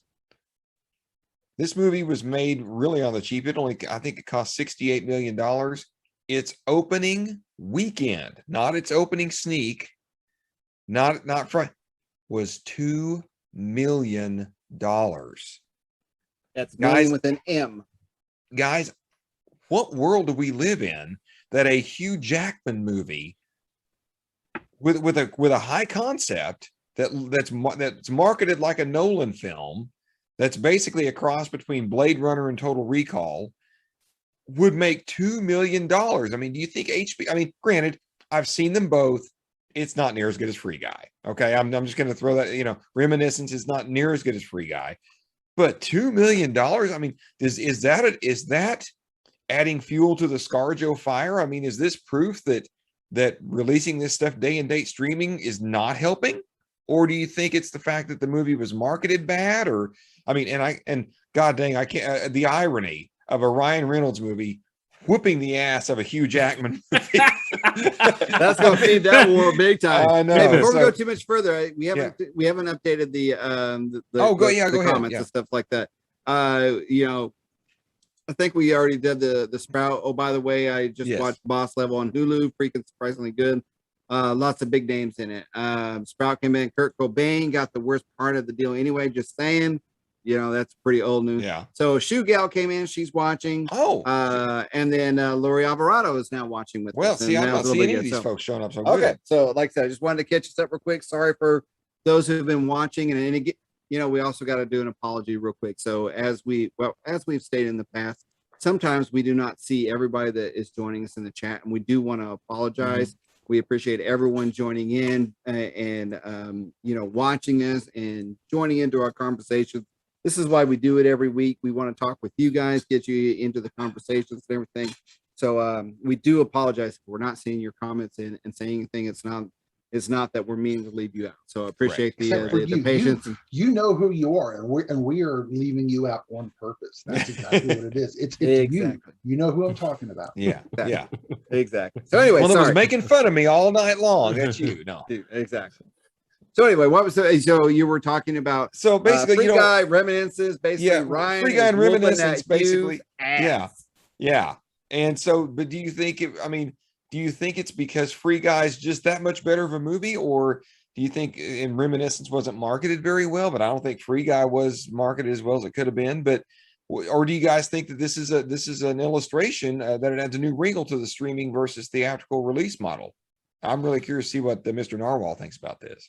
Yeah, I don't think it's a streaming versus theatrical issue. I think it's just the fact that the whole high concept, super cerebral sci-fi movie paradigm that was really pioneered by Inception. I honestly think people have had enough of that. People aren't flocking to those kinds of films. I mean, look at how Tenet was looked at. Again, that's one of these super high concept, films that just sort of laid there and did nothing, just like Reminiscence is doing. I honestly think that, if we see any more of these kinds of films, I really think that they're going to be going straight to streaming. They're going to be an Amazon or a Netflix kind of film, because just from how much box office these films are bringing in, the money's not there to support those films. Yeah. And do you think as they skew older and that crowd's just not going to the movies right now?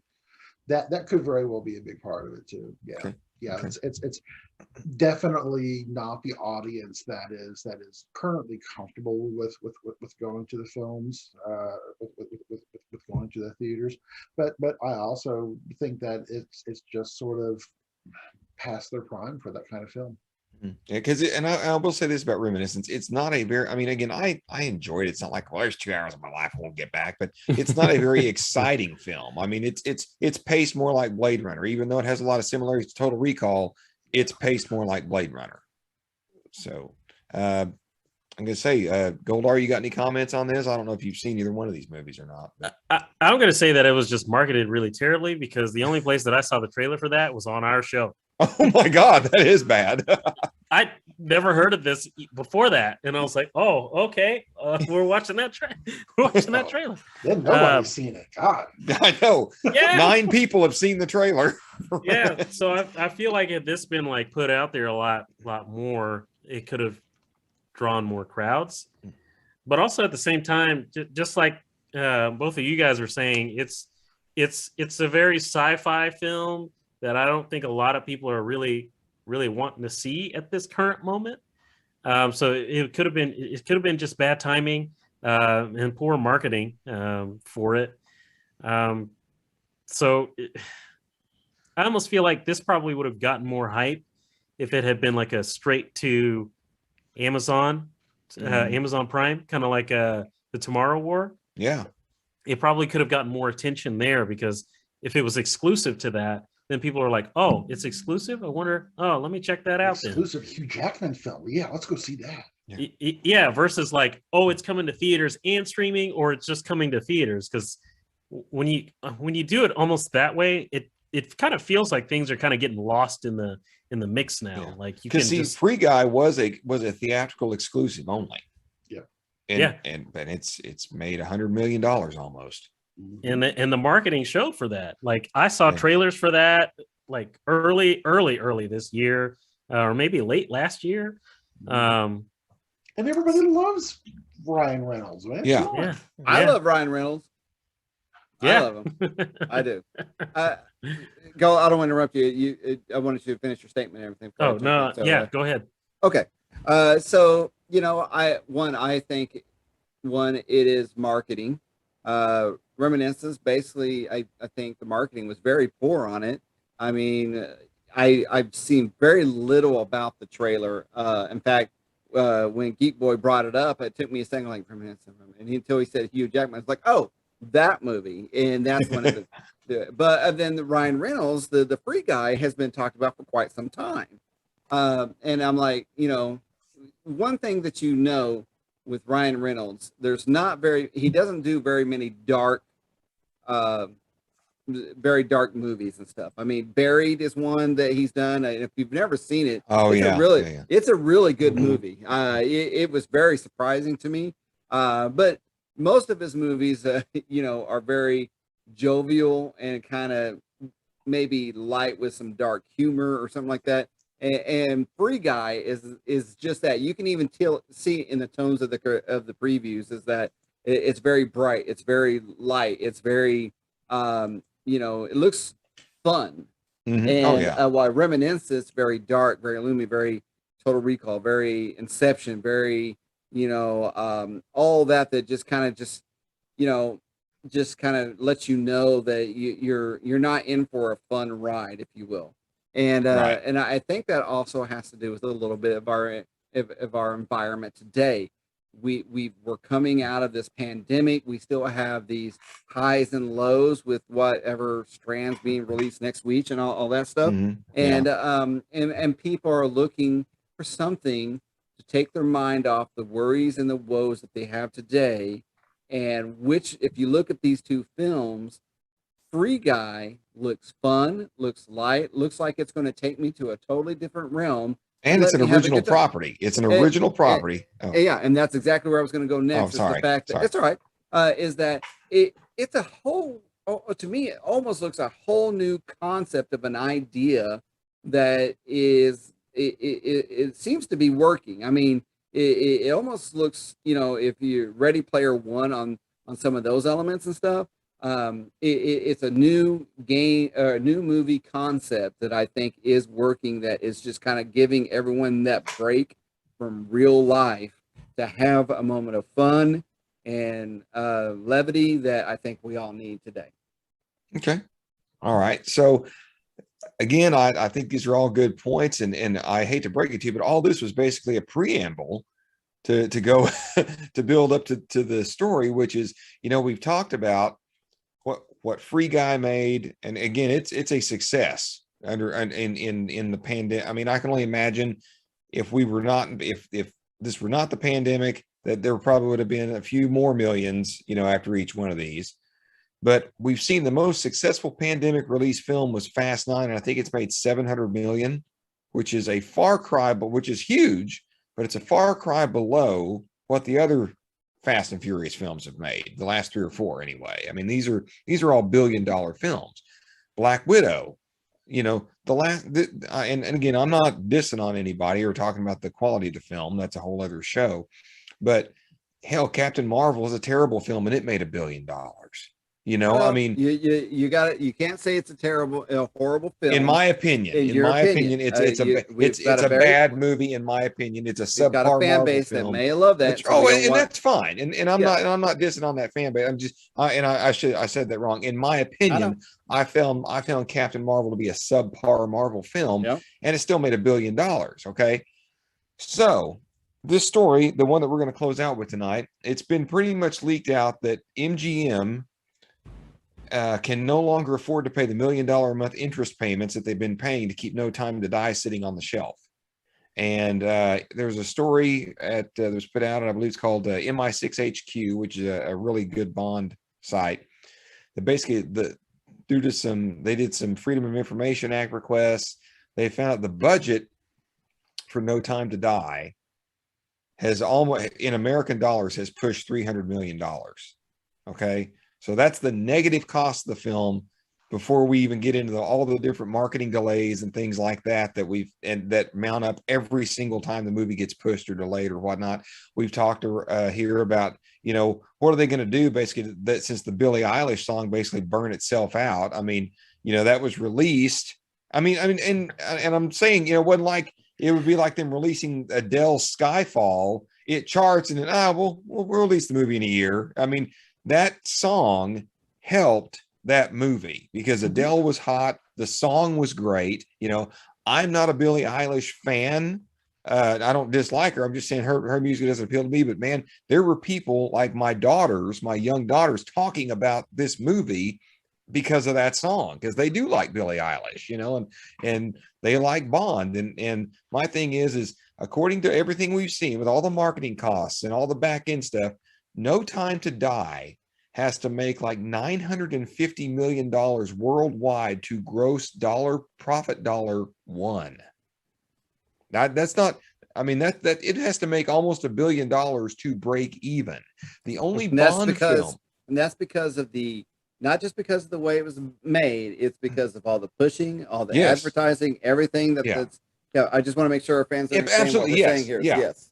Yeah, there's been so many false starts with this film, in addition to the high production costs, because you had the Danny Boyle thing that went on for about 4 or 5 months and he left. So you had all that cost had to be absorbed. Then they had to make the movie that they made, but they lumped all that development cost into that, so they were looking at they were going to have to make 750, 800 million before that happened. Then you got all these marketing costs and everything else. So my thing is, my thought was if they could hold it till 2022, that would be the 60th anniversary of the Bond franchise. And Skyfall came out at the 50th anniversary, and it made $1 billion. It was the biggest Bond movie ever. Okay, Skyfall was a damn good movie. It's one of the most well-regarded Bond films it's probably the most well-regarded Bond film besides Casino Royale of the modern Bond era. Okay. If No Time to Die is 25% less good than Skyfall, we've seen what happened with that with Spectre. So guys, does this movie have a prayer? Is this gonna be the end of the Bond franchise as we know it? I mean, I'm just gonna throw it out there. I'm gonna go with the Reverend first because I know he's as passionate about Bond as I am. Is this no time to release, or is this the time to die for Bond? I'm throwing it out to the Reverend. All right, so I'm gonna first off, and I will agree with you wholeheartedly that I know they had to push and push and push due to things, but they should push one more time. And I think this should be like the first weekend opening right after January 1st, 2022. Celebrate this full glory. Start doing the whole press release, invest in it, and basically do the anniversary release of the, not the official date, but the year that anniversary of Bond. And I just do it all. And, of course, not knowing what we're getting out of the movie, it's kind of hard to say. I mean, it's like, yeah, I could say, do this, this, and this. And then if you would have released me Spectre, I've been like, yeah, oh, that's what you gave me. Yeah. But at this point, it's hard. I don't think this will be the end of the Bond franchise. No, we'll get a new Bond. I mean, it's still being talked today. I mean, of all the potential actors that will have their run at Bond and everything like that, it will not be the end of Bond.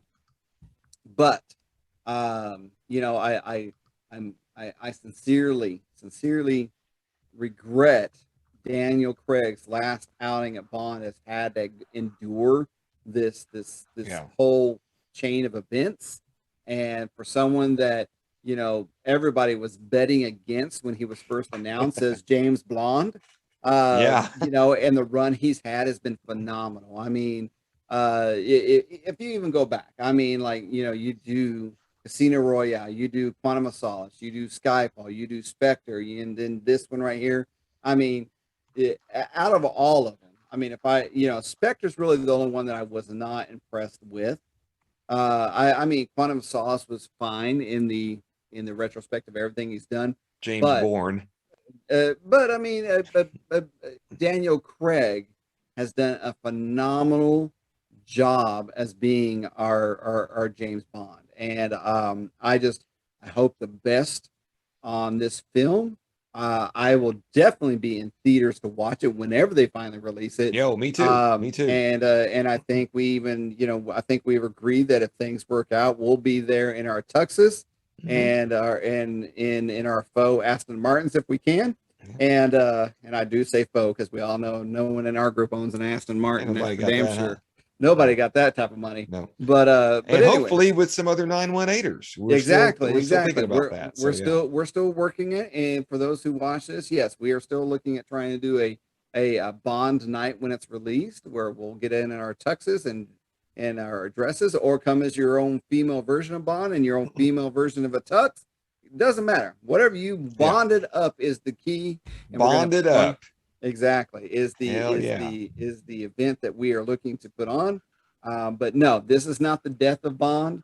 It will be simply the passing of the baton from Daniel Craig to whoever the next Bond is. I just hope he goes out in the Skyfall glory that movie was, and with No Time to Die. Okay, Mr. Narwhal. Yeah, so I am going to take the contrary position to what our esteemed Reverend IT Geek said. Release it now. Release it as quickly as possible. That this movie is never going to make its money back, based on not only the environment that we're in, but then also just based on how these movies have performed historically over the past few years. I honestly think that your number of what, 950, I think you said, yeah, I would be surprised if they made half that, to be honest. Wow.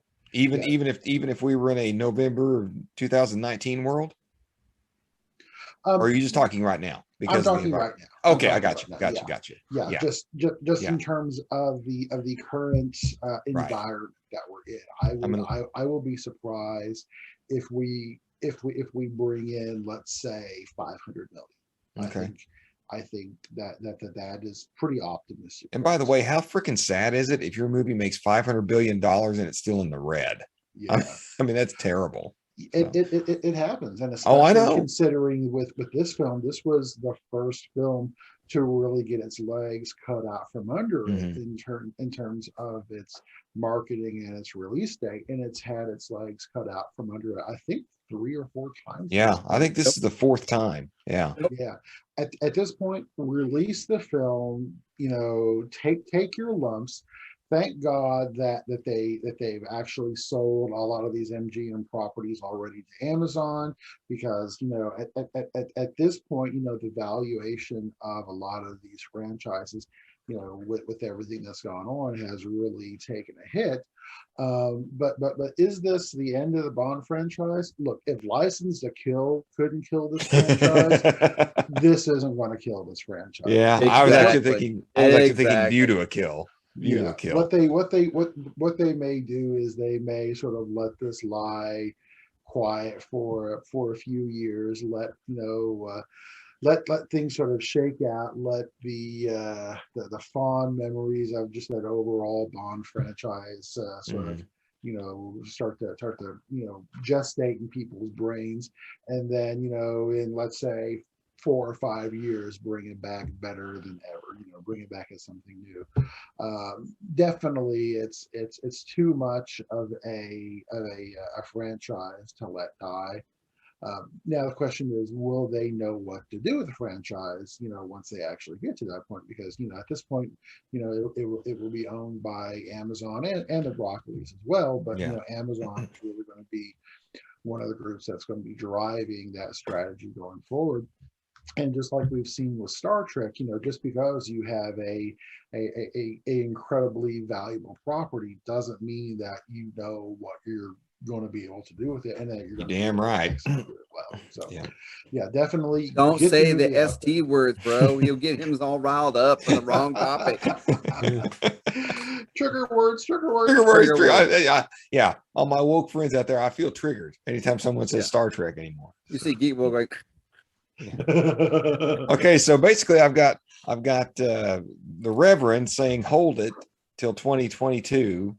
I've got Mr. Narwhal saying it's DOA anyway, so just release it now, take your lumps and make some money off of it. Goldar, you're the tiebreaker, I guess, or do you have a third idea? Oh man, it's kind of tough one. I would say the release date is November, right? October 8th, I believe. October. Yeah. I'd almost go with the Reverend's idea and just hold it until January, just a few more months, and then just put it out. And then I would go full in. Like, I don't know that they got the more money to spend on this, but I would go full in, and I would come out with like all kinds of toys for this. Mm-hmm. You could buy the James Bond 60th anniversary box set that has all the movies in it. Yep. I'd have people standing on corners dressed as James Bond, waving people into the movie theater. Got the signs and everything. Yeah, flipping the signs. I'd have those wacky inflatable arm flailing tube men that were like James Bond, like going on. Throw out all the stops. Throw out all the stops to try to make the money back for this movie. Throwing out James Bond action figures with the Walter PPK, Aston Martins. You get, every cute gadget they could squeeze into a box that doesn't work. Yeah. And they don't even have the budget for that. They might even just like repaint some old GI Joes. Like James Bond with the Kung Fu grip on them. Look, I love it. Goldar is great. Transforms into a. Oh yes, the Aston Martin transforms into James Bond. Yeah, or those little Power Rangers flip heads, like just got a James Bond flip head, just whatever they can get on. Oh my god. At this point, like it's pretty much DOA, but like if you're gonna do it, you might as well hold it and then try to ride on the tails of the 60th anniversary. and then just try to market that, sell it as much as you can, blow it up everywhere. Say this is the 60th anniversary of James Bond. This is the biggest one ever. Go see it. Like push that hard. Well, the problem is to do that, though. I think you'd almost have to hold it till November of 2022, which is the traditional Bond release slot, and hype it all freaking year long. And that's and not only that, you'd also have to have the time to create the toys and create all the marketing materials. Then is an additional cost. So basically, you're just digging that hole deeper and deeper and deeper. No, I get it. Yeah. So I mean, honestly, that's really what I was thinking that they should do is just hold it at least until January. Just try to hype it up as much as you can. Try to get whatever money you can off of it at this point, because it's $900 million to try to recover. That's a lot, especially for the current time period. It's not Spider-Man. No, it's not you. But you know what though? If they put Spider-Man in the movie, if they did a special director's cut with Spider-Man in it, maybe it'll make its money back. They're gonna put have a Spider-Man crossover with James Bond. Oh my God, that sounds really freaking cool. By the way, and Optimus Prime. Prime. well, love it. And a dinosaur. We got to put a dinosaur in there, baby. Oh yeah. And not just any dinosaur. Bond, what was Spider, that? What was that dinosaur from the Fanurism flicks a couple weeks ago? Tammy and T-Rex. Put the T-Rex from Tammy. Okay. So Blofeld is cloning dinosaurs, and Spider-Man finds out about it, hops a ride in Optimus Prime to go get James Bond, and we're off to the races. That's the first 20 pages. That's all I got, Barbara Broccoli. That's all you need. That's all you need. Right. Beat that, Fast 10. That's right. Spider-Man is going into the multiverse. Have him just like back in the background of like every movie that comes out for the next year. He's just need a little circle. He pops out like, this is not my world. Dune, and you see Spider-Man sort of swinging through the thing. You see James Bond driving the Aston Martin and kind of like see the reflection of Spider-Man swinging across the windshield. Like, Pride and Prejudice is on, and Mr. Darcy's there with his tea, and all of a sudden Spider-Man comes running through the scene. Exactly. How Spider-Man saved Hollywood. Yeah, exactly. But here's the thing you have to remember too is that in this case, MGM is really only a one film studio, right? Oh yeah, they have one franchise. Yeah, but they have all of their marbles in that sack. Yeah, and as long as this movie keeps racking up bills, they have nothing else to offset. You're exactly right. So it's as long as this thing is sitting on the shelf, they are just hemorrhaging money. Oh yeah, and they're trying to close that deal with Amazon. Yeah. Right. So I guess the only way holding it till November 2022 would work is if Amazon steps in and says, we will bridge the gap, but then you need to come up with a marketing plan to make this thing the biggest goddamn Bond event ever. I would also not be surprised at that point to see Amazon negotiating let's call it a rather sizable reduction in price. Yeah, because there's also rumors that Amazon is considering buying a AMC movie theater chain. Yeah. So not at these prices. Good Lord, their stock's through the roof. So yeah. I mean, it'd be a tough sell to do both at the same time. So they'll probably command their price. I think he's okay. I think he's got the money. Well, I mean, I'm saying like MGM at this point. Yeah. Amazon's going to command their price on MGM. They're like, you only got one movie, and it ain't looking so hot right now. So you're gonna. Well, and everybody knows what Amazon's buying is their back catalog. Basically, they're buying the whole MGM back catalog, and I believe MGM does have some production facilities that they want to purchase. I think. Who knows? I don't know, but.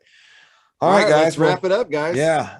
Sorry to say we actually did go to 10 o'clock again, but that's okay. All right. Tune in next week as we will talk about our take on What If and whatever other topics come up. For that, until then, I am the Geek Boy for Mr. Narwhal, the Reverend IT Geek, and of course, the gamer with the golden throat, Mr. Goldar. We will see you guys next week. Tune in tomorrow night for Sci-Fi Friday. Don't miss the new episode of Nightcrawlers and the new Fanurism flicks that are dropping this weekend as well. Until then, I'm Geek Boy. Talk to you later, guys. Peace.